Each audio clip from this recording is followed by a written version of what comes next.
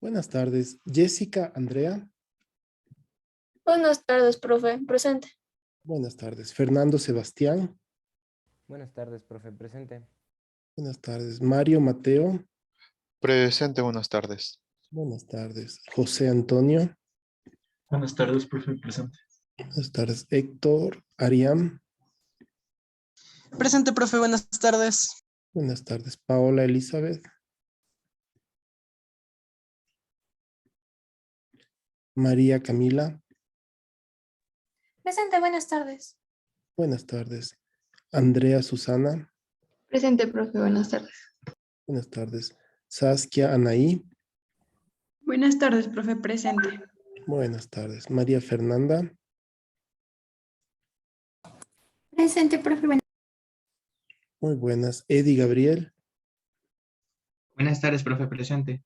Buenas tardes. Andrew Alexander. Buenas tardes, presente. Buenas tardes. Karen Lisset. Buenas tardes, presente. Buenas tardes. Solo nos faltó Paola Elizabeth, ¿no? Bueno, esperemos que ya se integre. Capaz todavía no está en la universidad. Por favor, me ayudan prendiendo sus cámaras.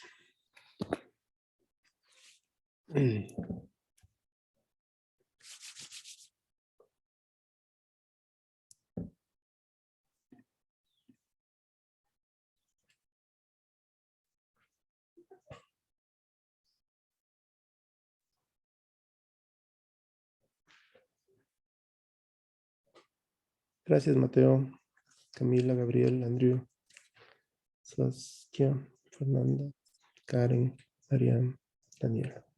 Ponemos los dedos así. Ok.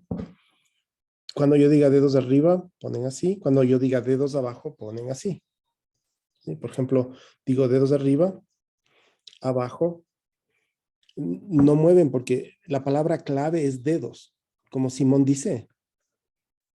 La persona que se equivoque apaga la cámara, ¿ya? Y así me voy quedando con los que sigan jugando. Vamos a ver cómo les va. Es un juego de concentración, muy sencillo. Dedos arriba, abajo. Ya, entonces Saskia, José Antonio apagan la cámara y también Karen, ¿no es cierto? Y también Fernando Sebastián, porque no dije la palabra dedos. Recuerden que cuando diga dedos, entonces, ya, ahora sí, dedos arriba, dedos abajo, arriba, dedos arriba, abajo. Gabriel, apaga tu cámara. Mateo, dedos abajo, arriba, dedos arriba, dedos abajo, arriba, dedos arriba, abajo. Ariam, ¿qué es esa lentitud de hacer las cosas? Tal vez es la cámara, ¿no? Dedos abajo, arriba, dedos abajo, arriba, dedos arriba, dedos abajo, dedos arriba, dedos abajo, dedos abajo, arriba, dedos arriba, abajo. Nada, están súper bien. Un aplauso a ustedes. Qué duros. Muy bien, muy bien. Solo los primeros que sí se dejaron engañar. De ahí el resto muy chévere, muy bien, excelente.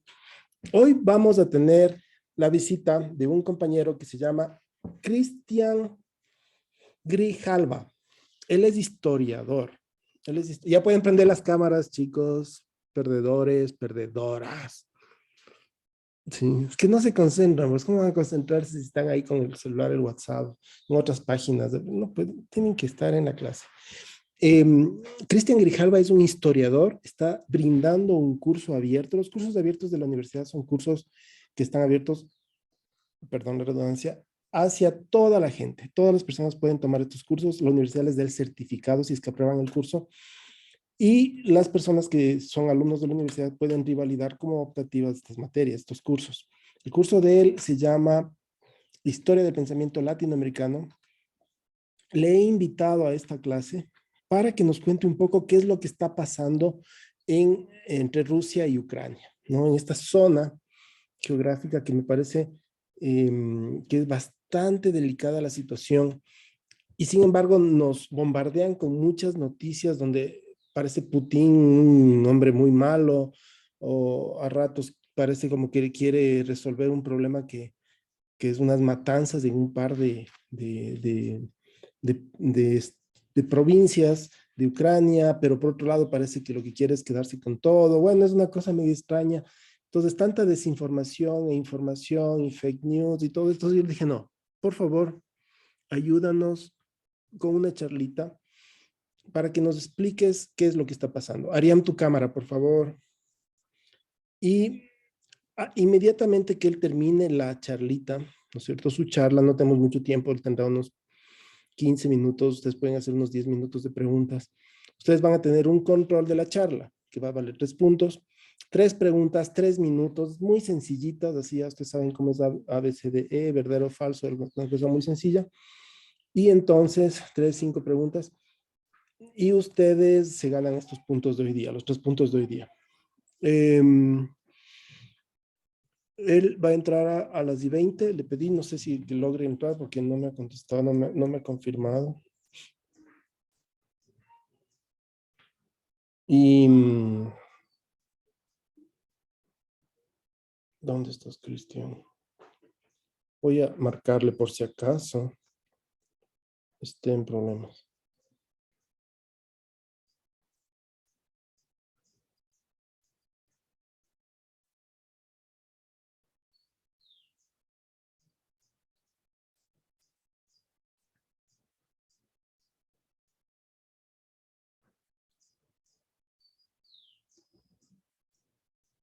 Lamentablemente ustedes no, cierto, ya me acordé, no pueden tomar el curso de él, si alguien de ustedes hubiera estado interesado, porque coincide con los horarios de nuestra clase. Martes y jueves de 4 a 6 da él. Pero tal vez alguien que conocen le interesa este tipo de, de temas históricos, sobre todo este es él es una persona muy interesante, muy inteligente, muy chévere para presentar los temas, ¿no? Entonces puede ser que,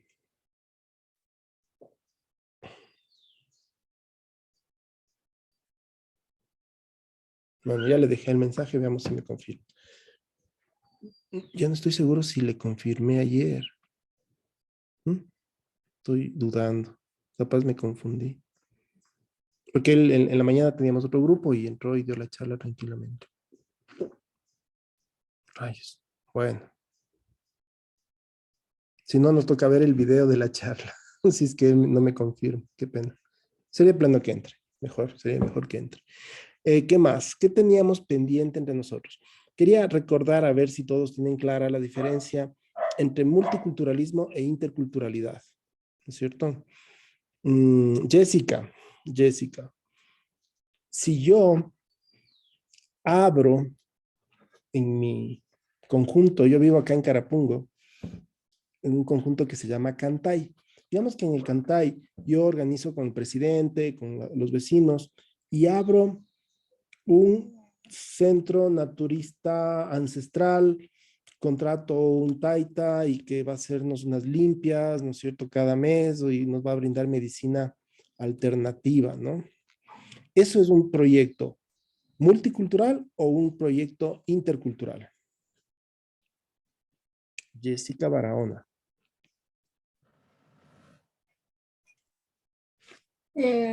Sería multicultural. ¿Por qué?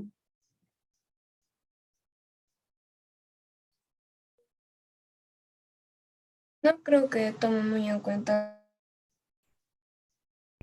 aspectos como a considerar de si la persona, o sea, la economía de la persona o cómo es en sí.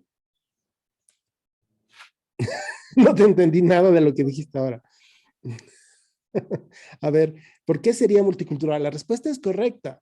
Si hubieras dicho intercultural, te hubiera dicho que tienes que decidir un cero o un golpe. Pero la respuesta es correcta. Pero la razón quiero saber, ¿por qué dijiste que es multicultural y por qué no es intercultural? Que aquí organice una vez al mes en mi conjunto una visita de un taita para que nos haga limpias, curaciones y cosas así, que son más bien de la medicina ancestral, ¿no es cierto? ¿Alguien le quiere ayudar, por favor, a Jessica?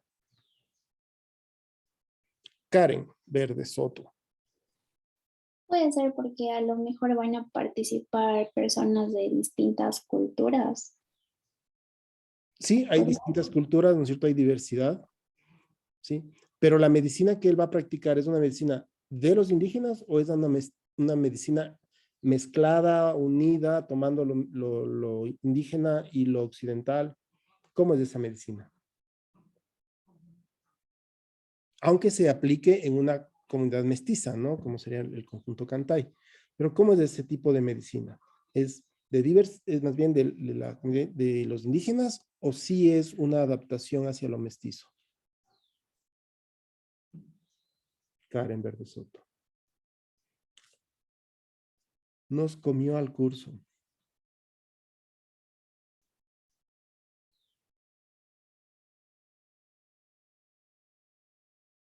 ¿Hay interculturalidad si yo hago ese proyecto?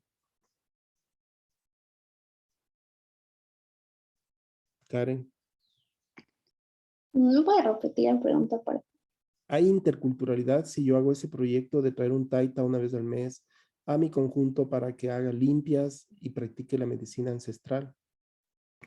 sí, ¿En qué está la interculturalidad? en que, o sea, él como que está compartiendo el conocimiento o las prácticas que se realiza en su cultura como tal? En su cultura como tal. Por lo tanto, es multicultural, no es intercultural. Para que sea intercultural, tendría que ser yo un proyecto con médicos que trabajen con taitas y hagan una fusión y tomen algo del uno, del otro, investiguen y se enriquezcan mutuamente. Y luego, uniéndose, ofrezcan a las personas un producto intercultural en medicina. ¿Me explico? Si haces algo que no existe, esa mezcla, esa unión, ese apoyo mutuo para crear algo nuevo, no es intercultural, es multicultural. Es decir, que está afirmando el valor de otra cultura. Yo estaría afirmando el valor de la cultura indígena en mi conjunto, de tal manera que puedan acceder a medicina ancestral, pero sigue siendo multicultural porque no existiría una interconexión entre las medicinas occidentales e indígenas. No sé si me explico, Karen.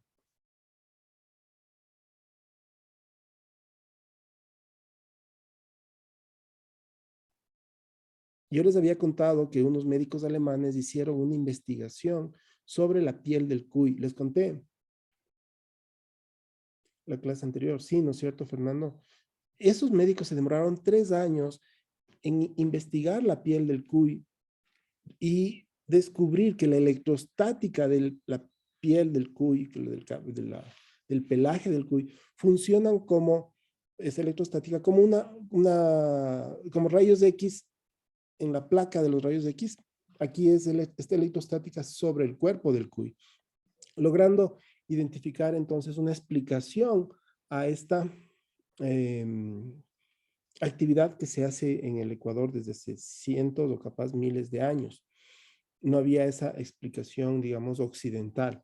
Ese esfuerzo comienza a ser intercultural porque la explicación sí entra tanto comparte tanto los códigos de la medicina occidental como los códigos de la medicina ancestral. Entonces esas investigaciones hacen un esfuerzo para unirse, fusionarse y entonces valoran un nuevo producto que ya no es el simple, digamos así, paso del cuy, sino que ya es una técnica que se vuelve occidental porque lo pueden operativizar a través de esa investigación que hicieron estos alemanes. Entonces ahí sí existe un esfuerzo de interconexión. No sé si alguien tiene alguna pregunta o comentario sobre este tema de la diferencia entre lo multicultural y la interculturalidad.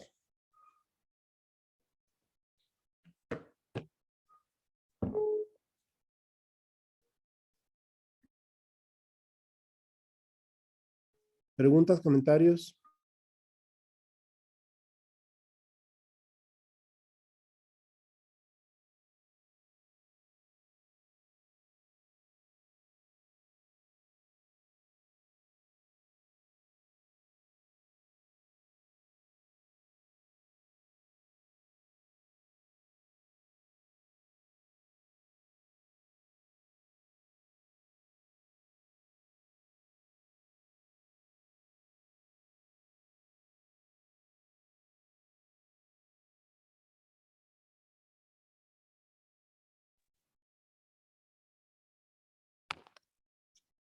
Ok.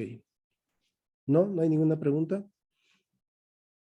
Si está claro, yo espero que esté claro porque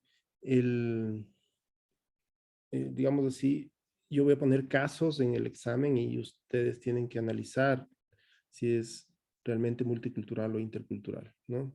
Ustedes tienen hoy en día muchos ejemplos en medicina en el Ecuador, entonces voy a poner algunos para que ustedes puedan analizar si es multicultural o intercultural. Bueno, ya se nos hizo el tiempo, es 4:22. Cristian no me ha contestado, le llegan los mensajes, pero tal vez esté ocupado, tal vez yo me equivoqué. Pero bueno, entonces lo que vamos a hacer es revisar la charla de él por el video e inmediatamente pasamos al control, ¿sí? Al control por el EVA de la charla. ¿Qué es lo que pretendo con esta charla, con este video? Es que ustedes puedan entender una perspectiva distinta de lo que se nos presenta por los medios de comunicación de esta problemática. Y esta perspectiva es una perspectiva desde el ámbito y desde la historia y la geografía, pero que se une con el ámbito intercultural, que es como realmente se puede comprender este conflicto, ¿no? Entonces, eso voy a hacer. Entonces, voy a proyectar eso. Permítame un segundo.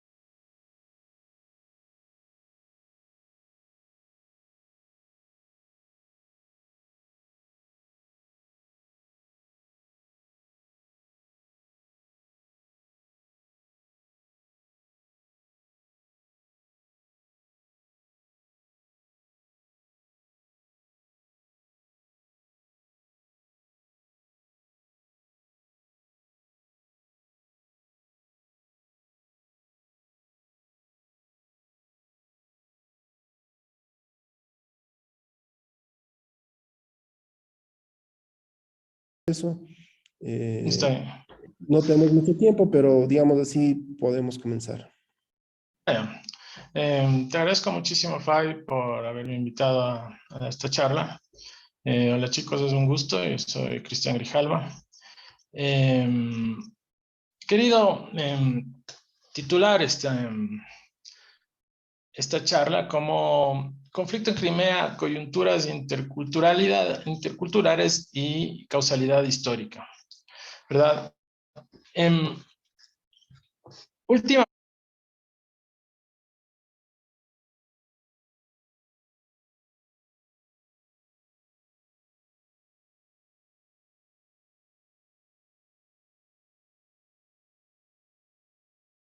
¿Están escuchando la charla? ¿Sí, sí se escucha? Bueno, les van a ver a sus compañeros del otro paralelo, entonces, perdón, ahí fíjense sobre todo en la charla, ¿ya?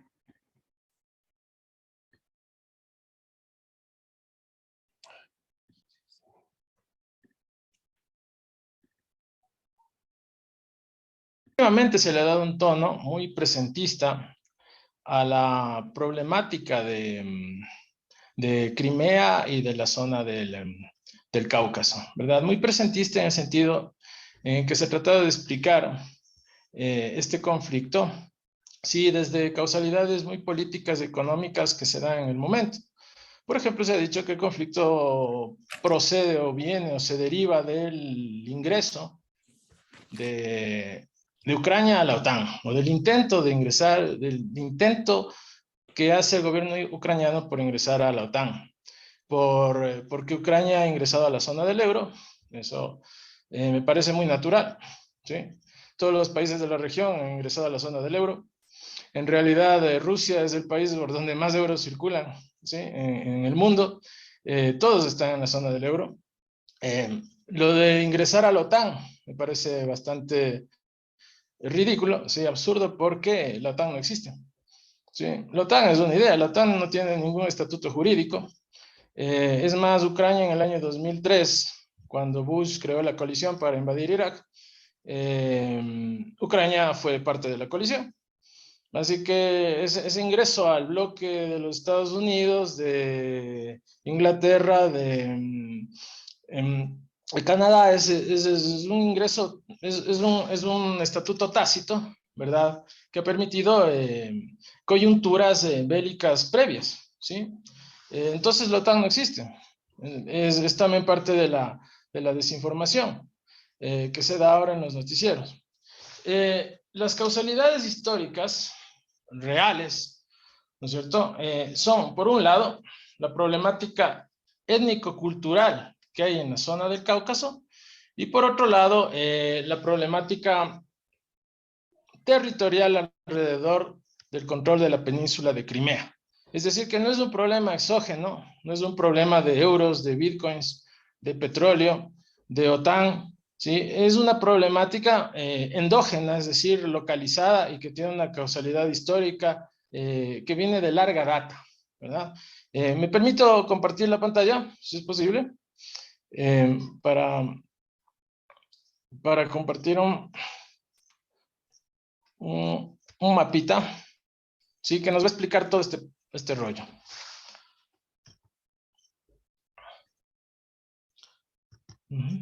Ya, no sé si se ve. ¿Confirma si se ve el mapa? Está cargando. Sí, ya se ve perfectamente. Se ve. Ya, muy bien.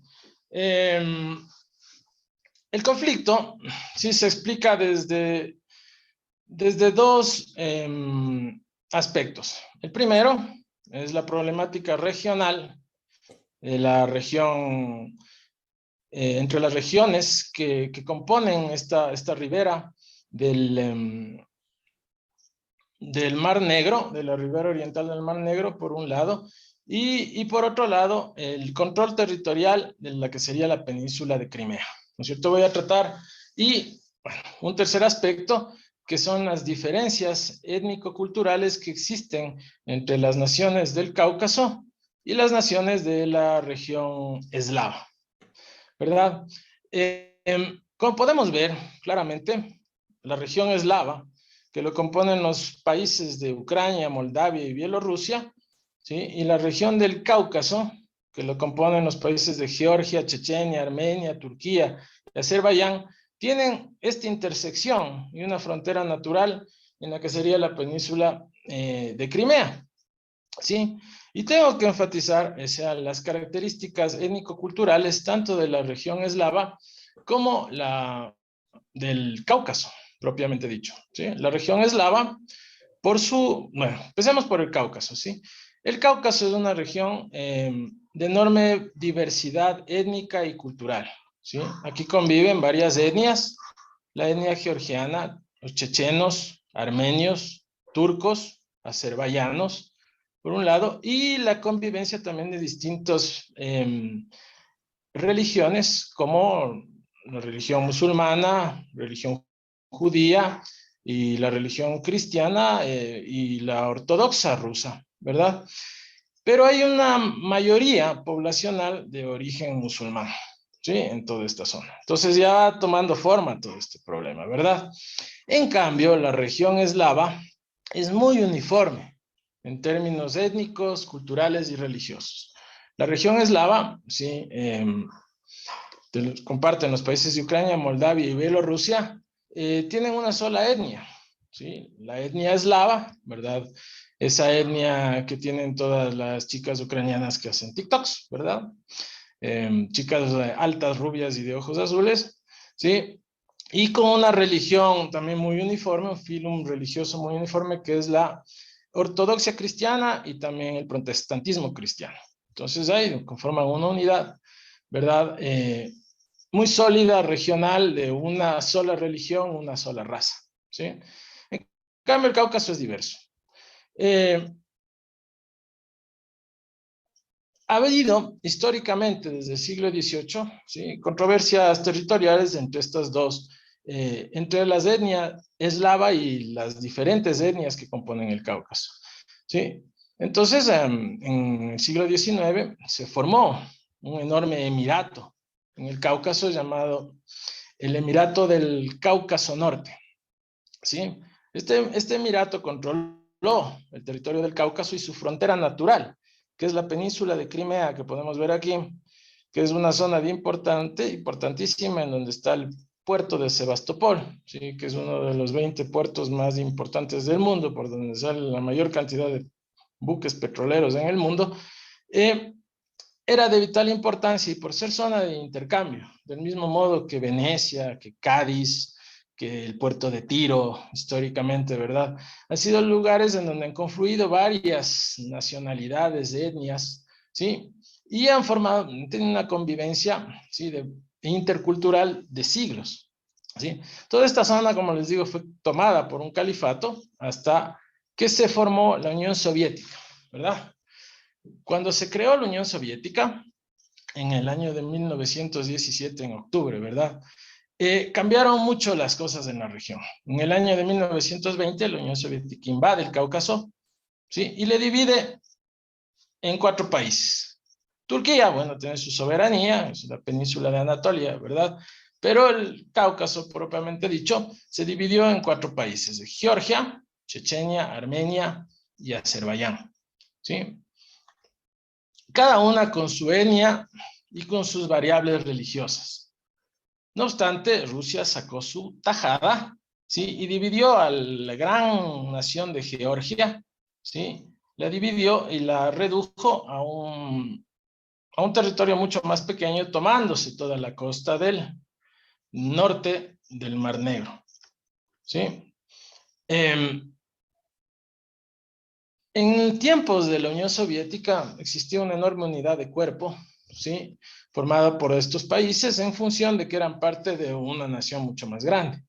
Cuando se consolidó la Unión Soviética como ganador, vencedor de la Segunda Guerra Mundial, ¿sí?, luego de eso, cada nación empezó a cobrar un protonacionalismo mucho mayor, ¿sí?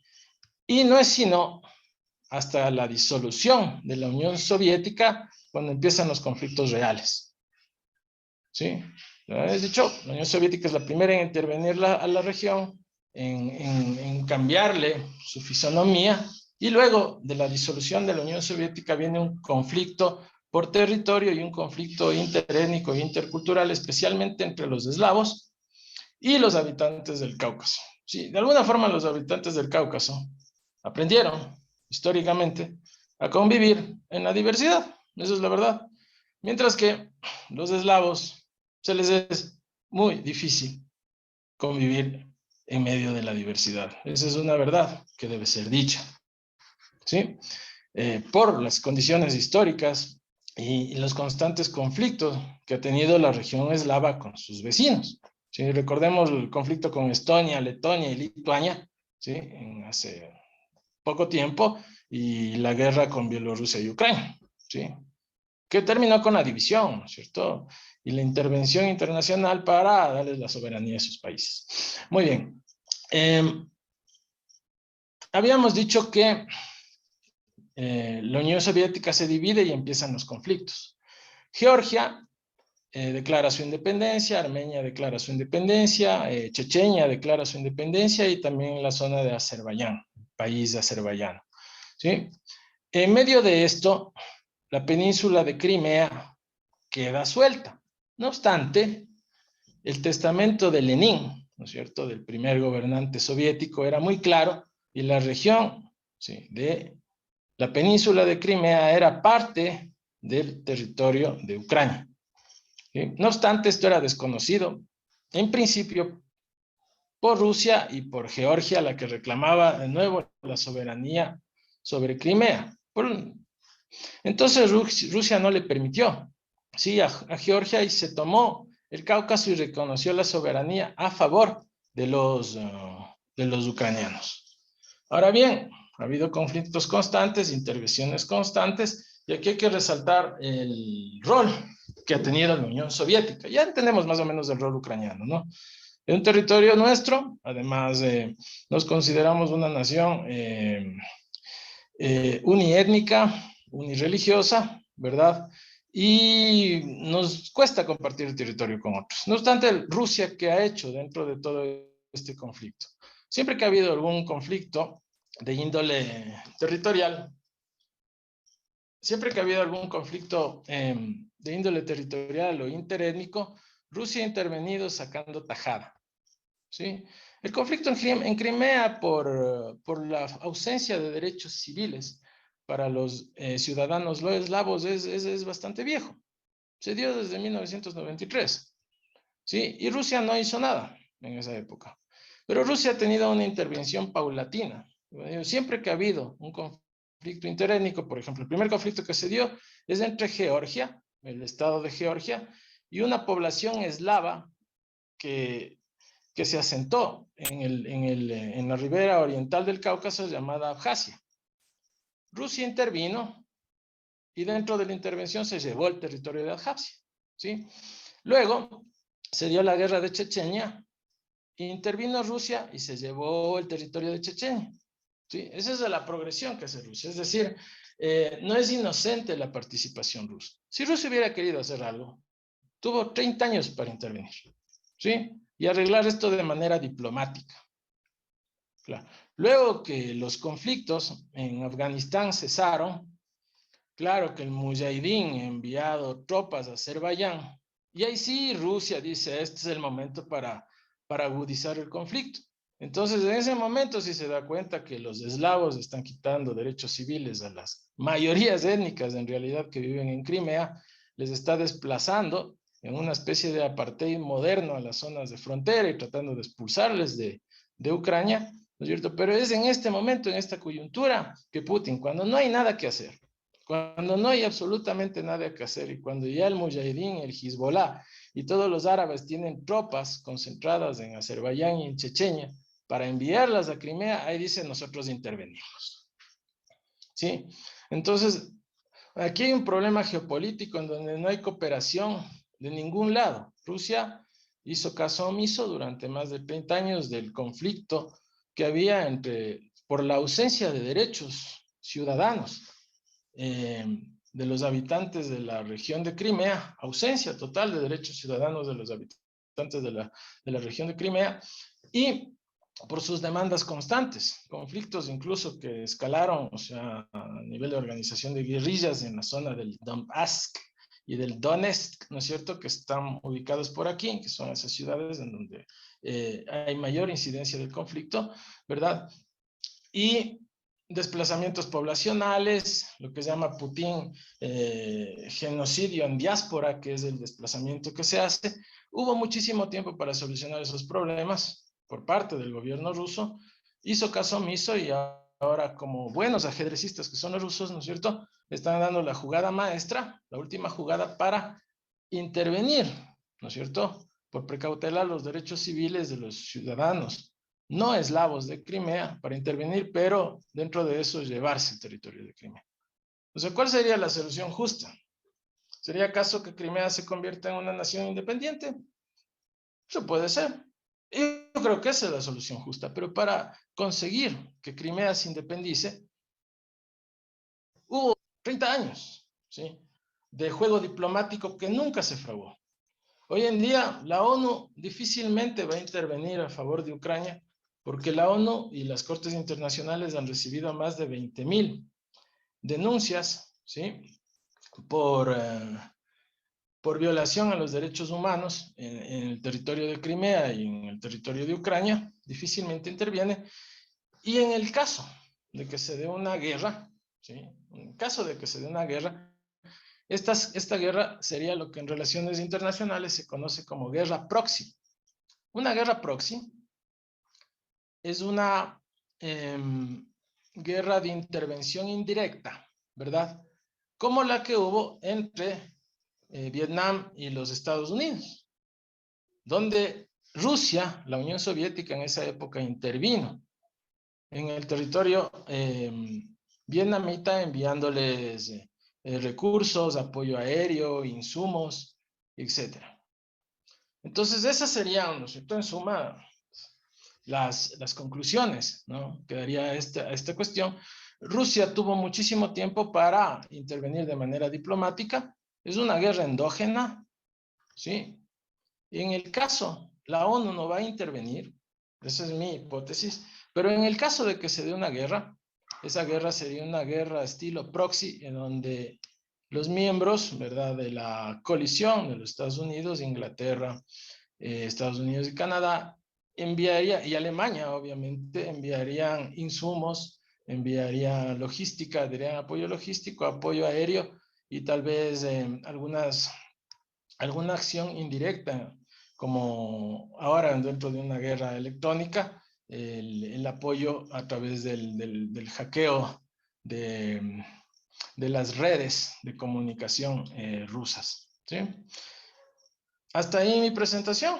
Si es que tienen alguna pregunta, por favor, estoy abierto. ¿Algún comentario? Y muchísimas gracias Muchísimas gracias. nuevamente la Excelente. oportunidad. La excelente charla. Dime otra vez, ¿por qué ahora? En todos estos 30 años, ¿por qué ahora? Dímelo de nuevo, por favor. Claro. ¿Por qué hoy? Porque Rusia viene jugando con una progresión, ¿verdad? Es como una partida de ajedrez para ellos en realidad. Primero se dio la intervención en Georgia, año 2002. ¿Sí? Dejaron 10 años que las cosas se asienten, ¿sí? Durante el gobierno de Boris Yeltsin, ¿verdad? Pasaron 10 años en que no sucedió nada. Luego se dio el conflicto de Georgia, que está justo en esta zona que estoy subrayando. Se da el conflicto de Georgia y se lleva Rusia al territorio de Abjasia, ¿sí? Luego, dentro de la progresión, sí, desde el 2012 hasta el 2016, en la guerra de Chechenia, se queda con el territorio de Chechenia, ¿sí? Espera a que las tropas de los Estados Unidos salgan de Afganistán, ¿sí? Es una cuestión muy importante. Se terminó la guerra de Afganistán.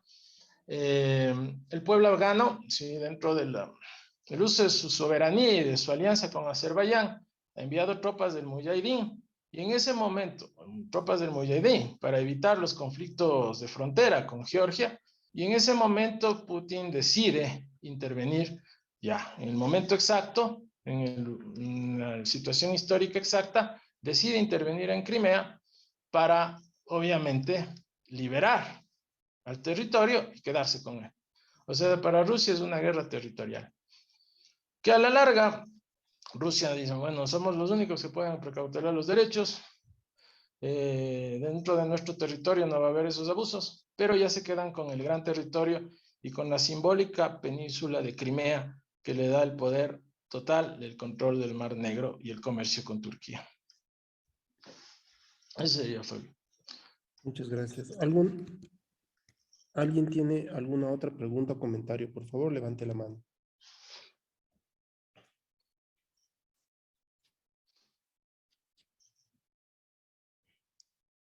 No sé si José Acurio está levantando la mano o arreglando su cámara, la verdad. Bueno. Es que estoy con la tablet, profe, me toca estar moviendo cada rato. No, profe. Bueno. ¿A quién le preguntamos que haga una pregunta? Agata. Muy bien, a ver, Agata. Una pregunta. Sí, es una pregunta. O sea, tengo entendido que el expansionismo de, bueno, estas potencias mundiales, o sea, por ejemplo, como Alemania que quería expandirse y tomar pues bastante territorio, a la larga es como que se siente con más poder y quiere pues, por así decirlo, dominar el mundo. Entonces, Rusia está siguiendo eso mismo que hizo Alemania con Hitler hace algunos años, ¿o cuál es su objetivo como final? Sí, pero mucho mejor pensado. O sea, mucho más inteligente. Hitler lanzó algo que se llama de Blitzkrieg para recuperar territorio de Polonia, básicamente, luego se le fue de las manos. Rusia ha hecho esto en una progresión mucho más larga, de casi 25 años, muy pensado, muy planificado, con una recontrainteligencia, ¿sí? Ha dejado al mundo perplejo con la progresión de movidas, ¿verdad? Que ha hecho dignas de Gary Kasparov y Karpov unidos, ¿no? Sí, eso es lo que ha hecho Rusia. Y le tiene al mundo en jaque. Tiene a la región en jaque. Al mundo no. Con el mundo no se ha metido, en realidad, Rusia. ¿Sí? Simplemente con la región. Queremos la península de Crimea, no queremos más. Dice Rusia, hasta ahora, hasta el momento es así. ¿Sí? Luego, no sabemos si Rusia hará alguna otra reclamación, pero hasta el momento este era el objetivo máximo que tenían los rusos, ¿no? Recuperar la península de Crimea para poder hacer uso del puerto de Sebastopol, ¿sí? Es un puerto importantísimo, uno de los 20 puertos más importantes del mundo.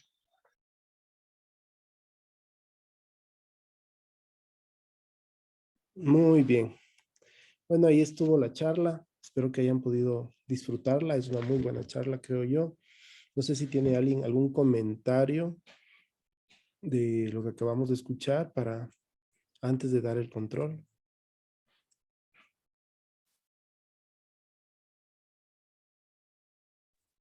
Yo tengo una pregunta con respecto a este tema de multiculturalidad y también de interculturalidad.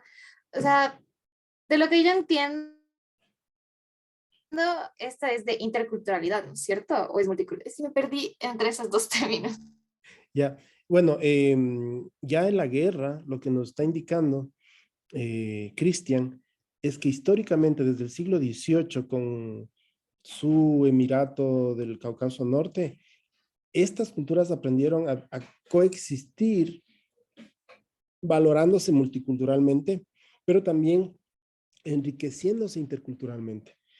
Es cuando la Unión Soviética se conforma y luego de conformarse después de un par de años, invade el Cáucaso y divide y distingue varios países un poco para debilitar obviamente a sus vecinos y con otros objetivos también estratégicos, y comienzan a darse este tipo de conflictos. ¿Por qué? Porque en la división, la zona de la región eslava no vive una realidad ni multicultural ni intercultural, sino que tienen un núcleo más fuerte, tanto cultural como religiosa y étnicamente. Entonces, de alguna manera, esa, esa, esa ya actitud frente al extraño, frente al diverso, frente al otro, repercutió en el trato de Ucrania hacia dos provincias de Ucrania en donde se vive esta multiculturalidad, invadiéndoles, violando sus derechos civiles durante 8 años seguidos. Es decir, han sido violaciones permanentes de Ucrania a estos pueblos en donde sí existe diversidad cultural, justo en la zona de Crimea. Entonces, justo ese tipo ese es el pretexto que toma Rusia para invadir Ucrania ahora, es decir, tratar de rescatar los pueblos de Crimea de él le llama, ¿no? Esta dictadura ucraniana que ha violado durante 8 años y ha invadido, ha bombardeado. Muchas imágenes que ven en redes no son de Rusia a Ucrania, sino de Ucrania justamente a estas provincias y que se hacen pasar por la guerra contemporánea, ¿no? Ustedes ahí pueden examinar en internet las miradas críticas de muchas imágenes, incluyendo las del juego, ¿no es cierto? No sé si ustedes vieron que apenas comenzó los bombardeos, un día pasaron, un día entero, un juego, ¿no es cierto? Un juego, y hacían pasar como si fuera los bombardeos de Rusia a Ucrania, pero no era sino un juego que se hizo pasar y que Facebook no hizo absolutamente nada, siguió cobrando la publicidad porque estaban millones de personas mirando el supuesto bombardeo cuando era simplemente un juego, y no lo paró. Él debería tener, digamos así, la ética de parar algo que no es real, que es un fake. Y no lo paró porque eso estaba dando un ingreso importantísimo, sobre todo en la publicidad de Colgate. Entonces, fíjate cómo digamos así, lo que dice Cristian es un conflicto porque que viene desde mucho antes y donde sí tiene que ver el problema, por un lado, étnico, cultural, y por otro lado, el control territorial en esta zona de Crimea. Entonces, sí, sí es así. Bueno, ya no nos queda mucho tiempo, así que les voy a habilitar la prueba. Permítanme habilitarles la prueba en el EVA y van a tener unos 3 minutitos para hacerlo. Son 3 preguntas muy, muy sencillas. Dime un segundo. Les habilito la prueba.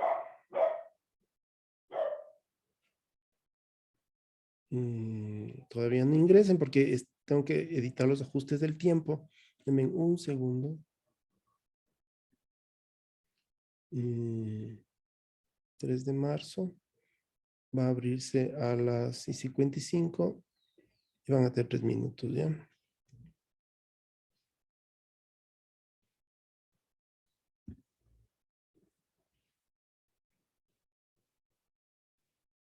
Ok. Ya está. Entonces en 2 minutos se abre. En 2 minutos se abre. ¿Alguien más? Mateo, ¿qué te pareció la charla? Muy interesante por cuando comentó que decía que la OTAN no existía. Ah, sí, no. Uno piensa que la OTAN es muy fuerte y en realidad es más bien hay una bandera, hay un edificio, pero no hay nada más, ¿no? No existe nada más. Por lo tanto, esa justificación de los rusos de que es porque Ucrania quiere ir a la OTAN, entonces nosotros no podemos permitir eso. Es una, es una, ¿cómo se dice? Bomba de humo. Una bomba de humo, ¿no? Exactamente, a mí también me interesó mucho esa observación que nos hizo Cristian. Gracias, Mateo. ¿Alguien más?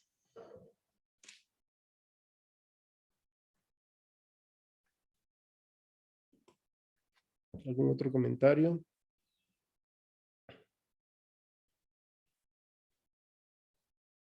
Daniela Quevedo, ¿qué tal? ¿Qué te pareció la charla?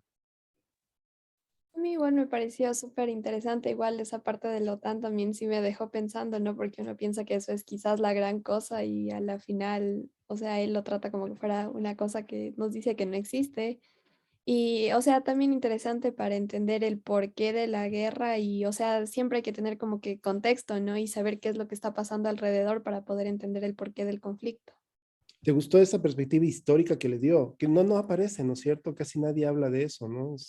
Lo toman como muy presente, como dijo, el presentismo, ¿no? Es decir, justificar con lo que está pasando ahora sin tomar en cuenta los últimos, él toma desde el siglo XVIII, pero sobre todo los últimos 30 años, creo, ¿no?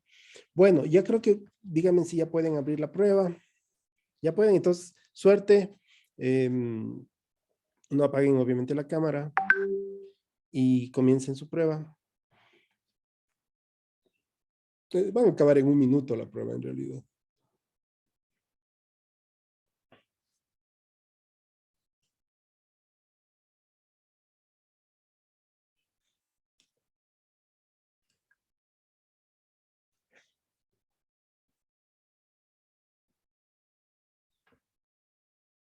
Ariam, ¿tu cámara? Ya, gracias. Es que, profe, como estoy desde el celu, cuando salgo a Ay, la... ay, ay, ay, a ay. la- Ok. Trata de usar la computadora cuando tengas clases, por favor, sí. Sí, profe, es que ahorita no sé qué pasó, no quiere valer. Ya, ok, digo para el futuro.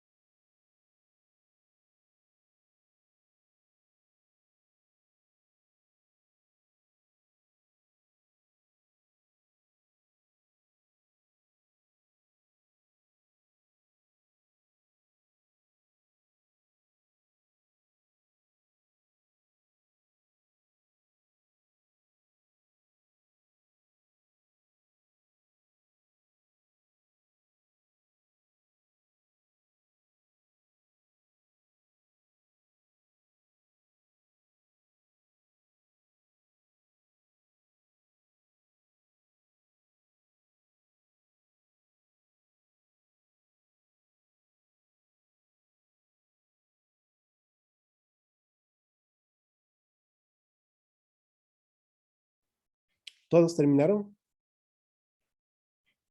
¿Sí? ¿Alguien le falta? ¿No? Ok. Espero que se hayan sentido bien con esa prueba. Una prueba muy sencillita, ¿no es cierto? La idea era un tanto más bien que ver si estaban atentos a la charla. Y ya en un minuto se va a abrir la nota y para luego despedirnos. Tal vez una reflexión también interesante es ver cómo los derechos humanos se usan a nivel internacional. Es decir, 8 años de bombardeos, de persecución, de genocidio en estas provincias de Ucrania por parte de Kiev y de Ucrania. Y nadie dijo nada, nadie habló de los derechos humanos. Como dijo, hay 20,000 denuncias de violación a los derechos humanos y como que no pasara nada, ¿no? A nivel internacional. Y de pronto entra Rusia, que no hizo tampoco mayor cosa, y dice, por los derechos humanos que han sido violentados, entramos nosotros, es decir, nosotros vamos a salvar, y se justifican los derechos humanos. Y lo mismo hacen las naciones desde la OTAN, Estados Unidos, Francia, ¿no es cierto? Dicen, ¿cómo puede ser estos que están violando, en este caso, los derechos del Estado ucraniano y cómo los derechos humanos vuelven a justificarse desde el otro lado? Entonces, tanto como Rusia como los países aliados usan los derechos humanos a su conveniencia para justificar sus acciones de una manera hasta casi hipócrita, ¿no? Entonces, no sé si ustedes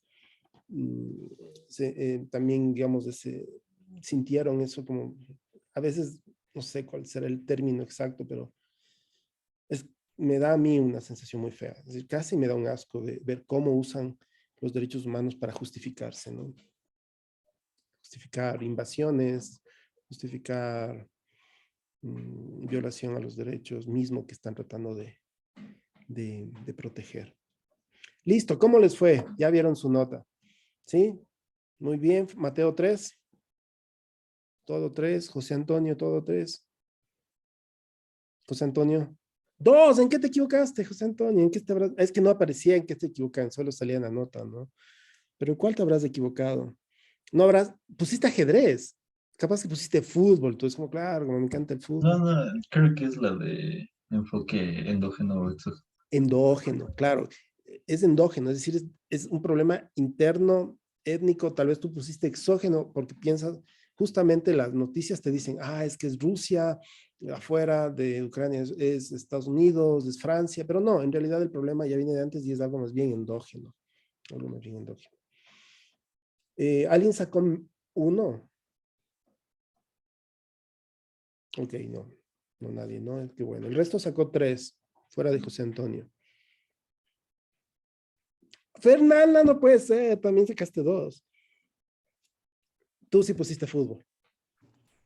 No, en lo mismo que José Antonio. En lo mismo, sí. Ok, entonces cuidado con eso.